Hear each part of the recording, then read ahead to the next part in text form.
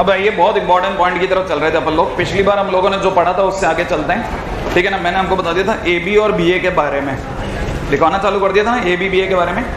बहुत बढ़िया है, बहुत ही बढ़िया है। कहाँ तक आ गए थे? अब ये ऐसे तो सोचना बहुत मुश्किल हो जाएगा कि कहाँ तक आ गए थे, ठीक है।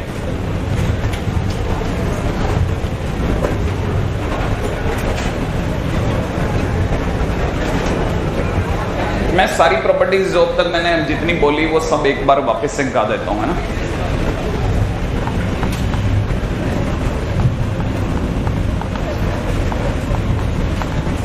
आपको याद होगा हम लोग मैट्रिक्स मल्टीप्लिकेशन में चल रहे थे। मैट्रिक्स मल्टीप्लिकेशन का मतलब होता है ए इंटू बी या बी इंटू ए। मैंने आपको ये बता दिया था कि ए बी और बी ए हर हाल में संभव नहीं होता है, मैं बता चुका था।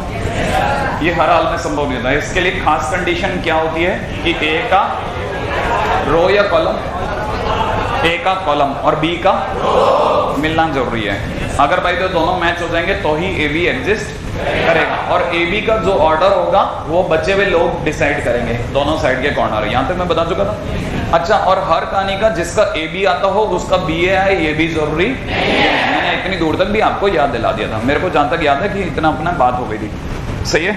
अच्छा, इसके सिवा जो जो पॉइंट जिन पे हमारी बात हुई थी ना उनको याद दिलाता हूँ। पहला ये कि अगर by the way A B equal to 0 दे रखा है, it doesn't imply that A equal to 0 और बी इक्वल टू 0, ऐसा सही है। सेकंड पॉइंट आता है। सेकंड पॉइंट जो मुझे याद है कि अगर by the way A B is equal to B A दे दिया जाए तो हम लोग कहते हैं कि इस केस में A and B are commute. याद आया आपको? ये दोनों कम्यूट कहलाएंगे। अच्छा, अगर कल को ए बी बराबर माइनस बी ए हो जाए तो हम कहते हैं A and B are anti commute. यहां तक भी उम्मीद है याद होगा, एंटी कम्यूट, है ना भाई। अच्छा, थर्ड पे आ जाता हूं। थर्ड पॉइंट था, ठीक है। थर्ड पॉइंट मैंने आपको जो बताया था, ए इंटू बी प्लस सी को कैसे खोलते हैं। ए इंटू बी प्लस सी को खोलने के लिए क्या करते हैं? ए बी प्लस ए सी, सही है भाई, A B plus A C. Fourth point आपको याद दिलाता हूँ। फोर्थ पॉइंट जो था मेरे पास में, अच्छा ये फोर्थ पॉइंट एक नया पॉइंट है ना भाई, फोर्थ पॉइंट दोबारा याद दिलाता हूँ, ठीक है। कभी भी किसी भी मैट्रिक्स की, स्क्वायर मैट्रिक्स की, है ना, आई से मल्टीप्लाई होती है तो ए आई इज इक्वल टू ए बनता है, और या फिर आई ए होने पर भी ए बनता है, नहीं है। अपने आप में तीन चीजें अनफोल्ड है इसमें। मैंने आपके सामने बोला बहुत ही काम की प्रॉपर्टी है, A I is equal to A is equal to I A, A I is equal to A is equal to I A. सुना हमने? अब हालांकि आपको सुनने में सुना A is equal to A is equal to I A, ना ना ना, ध्यान से सोच। मतलब किसी भी मैट्रिक्स की उसी के ऑर्डर की आइडेंटिटी मैट्रिक्स से मल्टीप्लिकेशन पे वापस वही मैट्रिक्स मिल जाती है। पहली बात तो ये समझो, ए आई इज इक्वल टू ए होने का मतलब। और दूसरी बात क्या, ए आई के बाद सर फिर आई ए क्यों लिखा गया? इसलिए लिखा गया कि ताकि इनडायरेक्ट वे में बोल दिया जाए कि ए और आई, है ना, जब भी मल्टीप्लाई होते हैं, ध्यान से समझना, या यूं बोलूं कि A I is equal to I A का मतलब होता है A and I are always commute to each other. नहीं है, ये हमेशा कम्यूट है, नहीं है। A and I are always commute. Commute होने का मतलब, कम्यूट होने का क्या मतलब है ना, कितनी गहरी बात होती है कम्यूट होना। अभी आपके लिए कम्यूट होने का मतलब है ए बी बराबर बी होना, लेकिन बाद में वो बोल रहे कि कम्यूट होना मतलब एक वरदान है, एक वरदान है कम्यूट होना, है ना। अभी तक तो सिर्फ इतना है, A I is equal to, है ना, ये जरूर समझिएगा। पॉइंट नंबर 5 पे आते हैं, ठीक है। तो पॉइंट नंबर 5 क्या कहता है? पॉइंट नंबर 5 कहता है, अच्छा पॉइंट नंबर 5 भी बड़ा इंटरेस्टिंग है, कहता है I to the power N is equal to I. इसका मतलब समझे, किसी भी आइडेंटिटी मैट्रिक्स का कितने भी टाइम्स में मल्टीप्लिकेशन कर दिया जाए वापस वही मिल जाता है, ठीक है ना। पॉइंट नंबर 6, ये छठा पॉइंट जरूर हमारी बात हो चुकी है, ए बी सी बराबर में ए बी सी। याद है आपको? मैंने कहा था कि मल्टीप्लिकेशन में अगर by the way order change ना हो तो ब्रैकेट के शिफ्ट होने का कोई असर नहीं होता। याद है आपको? ऐसा अपनी बात हो चुकी है। एनीवे, जिन जिन से ये सब बातें होगी उनके लिए आगे आगे बढ़ रहा हूँ। रेडी? हाँ भाई, अगला पॉइंट। अब मैं इसके बाद में पॉइंट नंबर 6 के बाद 7वें पे आ रहा हूँ। 7वां पॉइंट जो मेरे को समझ में आ रहा है उन पे बात करता था। मैं आपको याद दिलाता हूँ, ये आपकी उसका क्वेश्चन है शीट का, ए प्लस बी का होल स्क्वायर। अगर by the way normal case हो तो ए प्लस बी के होल स्क्वायर का मतलब होता है A plus B into A plus B. पहले तो यूं समझिए, और फिर मैंने आपको जैसा सिखाया वो ए into A plus B plus में B into A plus B. याद आया आपको? ए की पहले इससे मल्टीप्लाई फिर बी की इससे मल्टीप्लाई। अब जिनको मल्टीप्लिकेशन खोलना आता है they know A square plus A B plus B A plus B square, ऐसा, ठीक है ना भाई। अभी मेरे को इसके बारे में कोई जानकारी नहीं है कि ये दोनों कम्यूट है कि नहीं है, लेकिन इफ इसी के अंदर स्टार कब लग जाता है, when A and B are commute. अगर ये दोनों कम्यूट हो जाए तो कम्यूट होते क्या होगा, ए बी बराबर बी हो जाएगा। तब हम लोग बोल सकेंगे कि ए प्लस बी का whole square is equal to A square plus 2ab plus B square.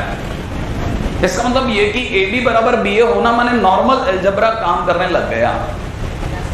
Commute होते ही नॉर्मल अलजेब्रा काम करता है, ठीक है। याद रखना। अब हम लोग ये बात भी समझें कि कम्यूट का इनडायरेक्ट मतलब होता है नॉर्मल अलजेब्रा। ये बात आपके दिमाग में आ जाए, ठीक है भाई। नॉर्मल अलजेब्रा में आ जाते हैं जब आप ए बी के कम्यूट होने की बात करते हैं, राइट है। अच्छा, एक इसके सिवा हम लोगों ने 8 नंबर पे ये भी बात करी थी जरूर कि ए बी बराबर ए सी लिखा हो तो it doesn't imply that B equal to C. याद आया? ऐसे आप ए नहीं उड़ा सकते, नहीं है। हाँ, लेकिन ये भी जरूर याद रखना, साथ में ये जरूर फैक्ट है कि अगर बी इज इक्वल टू सी, अगर बी इज इक्वल टू सी तब आप कह सकते हो कि ए बी बराबर ए सी। नहीं है कहानी पकड़ में। अगर बी इज इक्वल टू सी लिखा है तब जरूर ए बी बराबर ए सी होगा, लेकिन अगर ए बी बराबर ए सी है तब आप गारंटी नहीं ले सकते इस बात की, ठीक है। एनीवे, आगे बढ़ता चलता हूं। छोटी छोटी बातें जो पुरानी भी हैं और कुछ अनफोल्डेड भी हैं जिन पे हमारी बात हो चुकी है, क्योंकि मैं कल से वो उस रिदम पे तो ला नहीं सकता एकदम, तो मैं धीरे धीरे सारी चीजों को नए पे पुराने को सब मिक्स करता हुआ चल रहा हूं, ठीक है भाई। अच्छा, अब मैं आपके सामने एक छोटा सा एग्जांपल लेता हूं, ठीक है, बीच के अंदर ही। A इज इक्वल टू मैं आपके सामने लिख रहा हूं एक मैट्रिक्स 1 1 2 2, ठीक है। और B के नाम पे मैं आपके सामने एक मैट्रिक्स लिख रहा हूं 1 -1 -1 1, ठीक है। और मैं आपको सिंपल सा एक राय दे रहा हूं, बताइए साहब ए बी निकालना, ताकि इस माने से आपके साथ में वापस मल्टीप्लिकेशन की रिदम भी आ जाए। A B is now null matrix. क्या ये बात समझ में आई आपको? जैसे आप ए बी बनाओगे, याद करो, आप तो फटाफट बनाने की सोचा करो। किसी को याद है इसकी मल्टीप्लाई इससे रो इंटू कॉलम होती थी ना, तो ये हो जाएगा 1 - 1, अगले वाले पे हो जाएगा -1 + 1, अगले वाले पे हो जाएगा 2 - 2, अगला वाला -2 + 2। श्योर? तो आंसर विल बी 0 0 0 0। सही है? क्या आपने ध्यान से देखा कि मैंने ए और बी जो दोनों दिए उनमें कोई भी नल मैट्रिक्स नहीं था, उसके बावजूद भी ए बी की वैल्यू 0 आई। इसीलिए लोग कहते हैं कि अगर A B is equal to 0 दिया है तो ए और बी के बारे में कुछ नहीं बोला जा सकता। नहीं आया समझ में? हम लोग जो सोचते हैं ना कि ए बी इक्वल टू 0, इसका मतलब दोनों में से कोई एक नल रहा होगा, नहीं, नेवर। ये कहानी यहां तक हो गई होगी। अच्छा, जिनके दिमाग में ये वाली बात आ गई उनके लिए आगे बढ़ रहा हूं, ठीक है। अब अपने पॉइंट नंबर 9 पे चलते हैं। 9th नंबर पॉइंट को सुनिएगा, रेडी। 9th नंबर पॉइंट क्या कहता है? 9th नंबर पॉइंट कहता है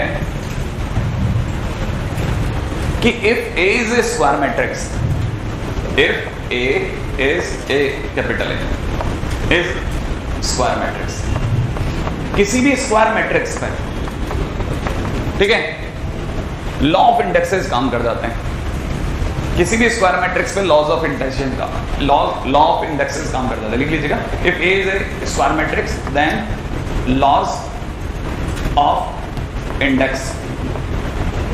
will work। बहुत ही काम की चीज है।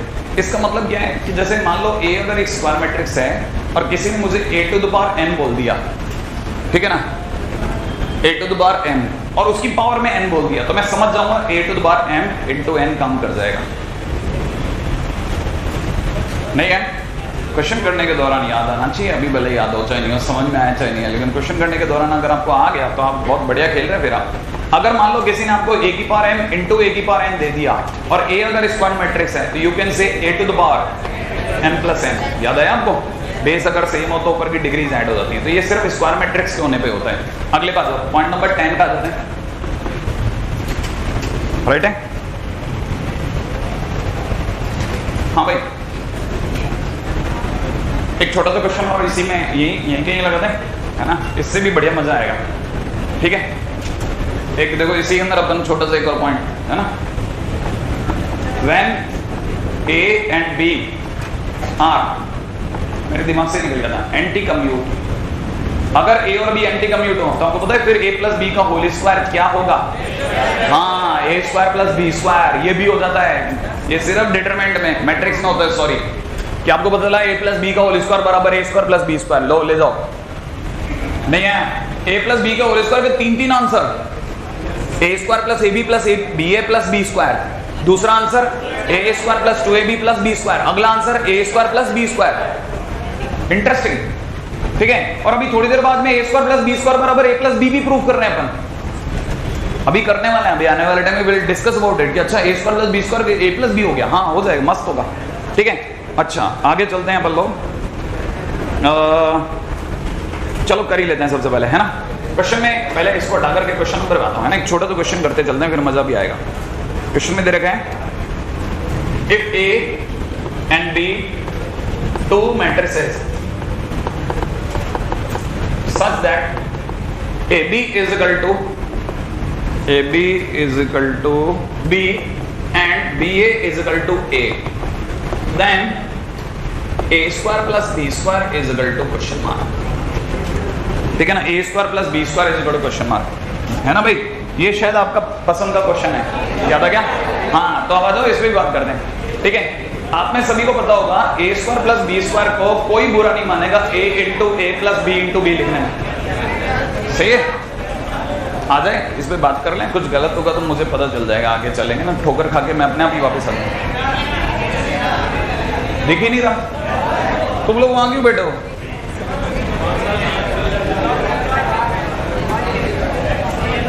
इतनी अच्छा, ओहो मैं समझ गया, ठीक है मैं ठीक करता हूँ। वरना मेरे को तो यही लग रहा है कि वो आपको इतना क्लियर दिखना चाहिए। अब दिख रहा है? इफ ए एंड बी, क्या कहे क्वेश्चन अपना, ठीक है। If A and B two matrices such that A B is equal to B and B A is equal to A, then question वाला पूछता है A square plus B square, सही है ना। अच्छा है, देखो इससे पता चलता है ब्लू चौक का, वो ब्लू का लैम्डा कम होता है ना, ठीक है। हाँ भाई अगर इसकी बात करते हैं तो आदत है A square plus B square is equal to में, ठीक है ना। रुको रुको धीरे धीरे, अपन क्या बात सोच रहे थे, A into A plus B into B, original तो यही होना चाहिए था, लेकिन अगले ने बोला कि जो ए है इसकी जगह मैं बी ए लिख सकता हूँ, तो मैंने लिख दिया ए इंटू बी ए लिख दूं। अच्छा और ये जो बी है इसकी जगह मैं ए बी लिख दूं, तो बी इंटू ए बी लिख दिया, राइट है भाई।